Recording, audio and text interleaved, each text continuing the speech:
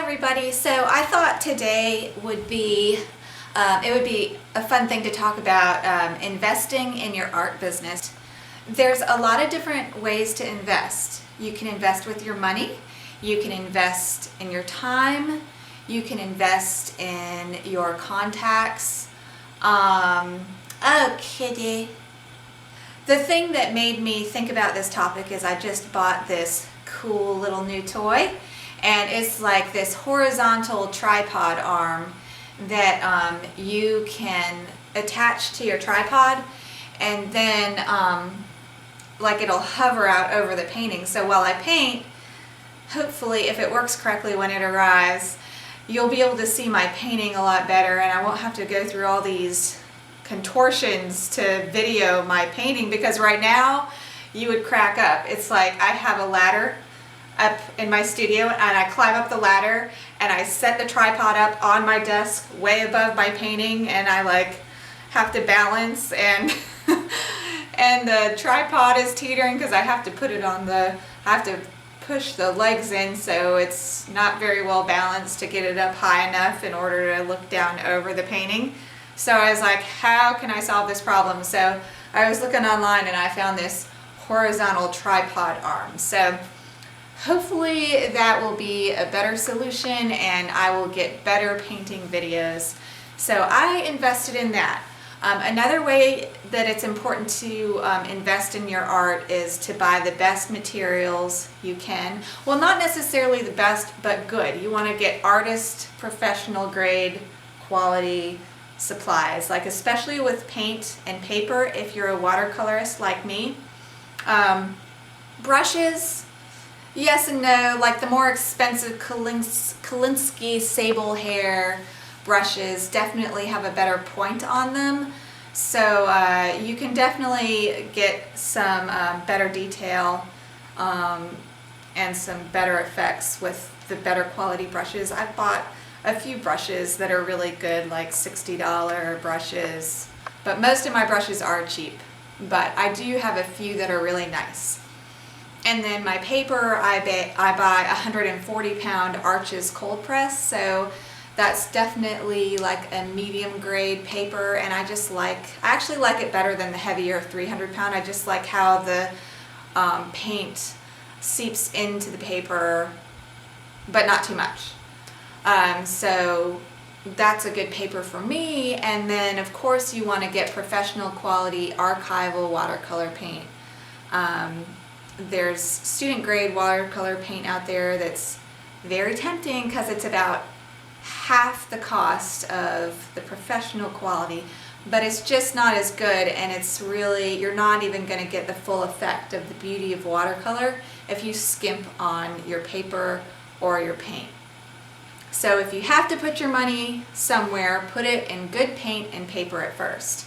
Then as you sell more paintings and you start building your business, you can start getting better other supplies. Like I have had the hokiest studio furniture forever. I still have some pretty crappy studio furniture, but I did invest in, I think it was like $1,000, which actually isn't bad for what I got, because it takes up the whole wall and it has custom drawers in it that are the size of my watercolor paper, so it's perfect for storage, and I just couldn't live without it now. So and that provides another work area because there's a counter with it, so that was a really good investment I made. I'm thinking about investing in a wide print printer that I can print onto different papers and have archival ink, so that I don't have to send out for my prints anymore, and I can just print on demand,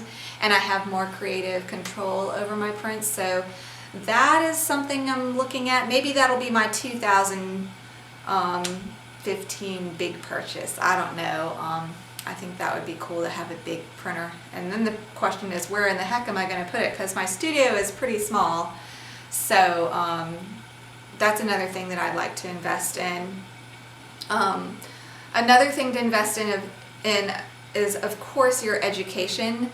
to keep learning, keep reading, and fortunately these days there's so many resources online. In fact, this morning I woke up really early, so I started watching YouTube videos and I started following these other artists' blogs, and they had some really good ideas that I might try, like this new store that you can list your things on, and they've had good luck with it. It's called Store Envy. I don't know anything about it, so if you know anything about it, please share.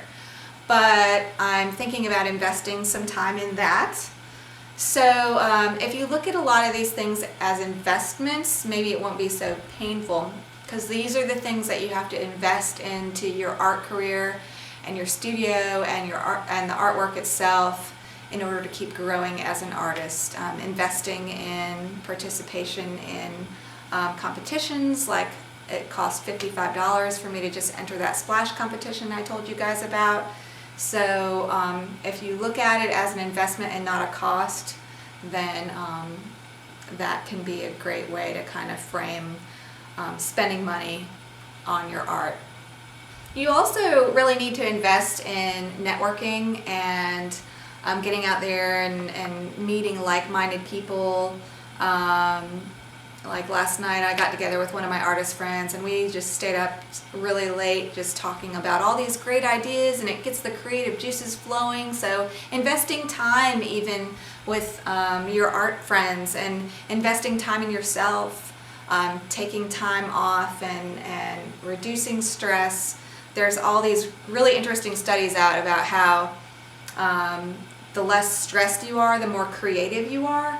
So artists, we need vacations. I mean, it's tough. It's a tough life, but it's part of the professional demands of being an artist, to be unstressed, to relax and unwind and just leave the mind time to just wander and think. And that's when creative ideas are born. So it's important to invest in yourself in that way too, and be efficient with your time as much as possible.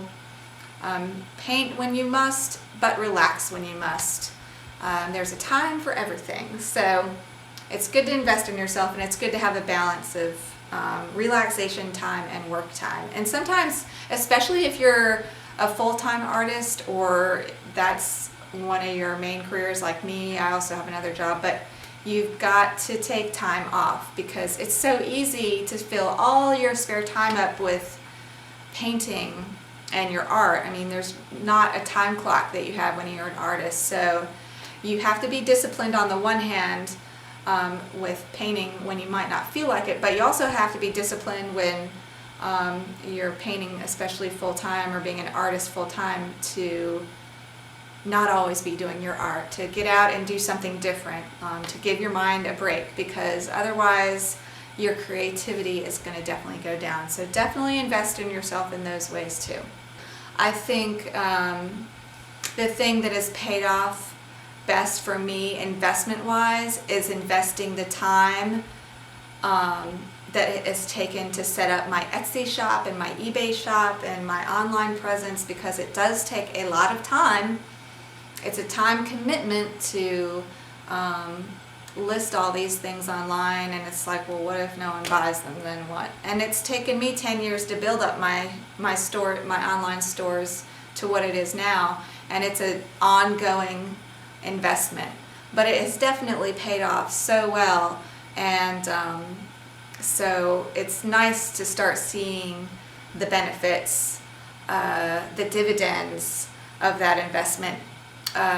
So I encourage you to stick with it, stay disciplined, invest in your art even if it hurts a little bit, and share your ideas below in the comments about what you have found has been your best investment in your art. I hope you guys all have a great week, and thanks so much.